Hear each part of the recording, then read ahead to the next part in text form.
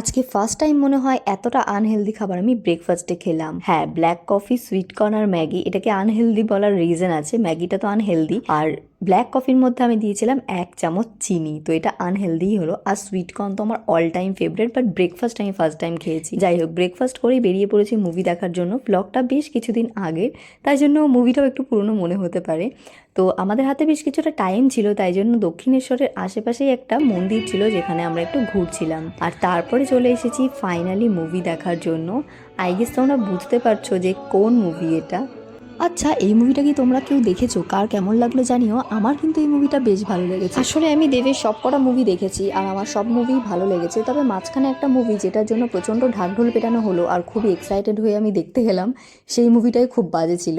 তো ওটার পর আমার প্রচণ্ড রাগ হয়ে যাওয়ায় আমি ভেবেছিলাম যে দেবের আর কোনো মুভি দেখবো না, বাট ওই যে আমাকে টেনে টুনে নিয়ে যাওয়া হলো এবারও। তবে এই মুভিটা ভালো ছিল। আর সিনেমা হলে পাপড়ি চাট খেলাম, আর শীতকালে বেরিয়ে একটু চা আর কাবাব না খেলে হয় বলো, সেটাও খেলাম। বাড়িতে এসে দেখলাম এই বাচ্চাগুলো বিস্কিট খাওয়ার জন্য ঘরে চলে এসেছে। জাস্ট সাহসটা ভাবো।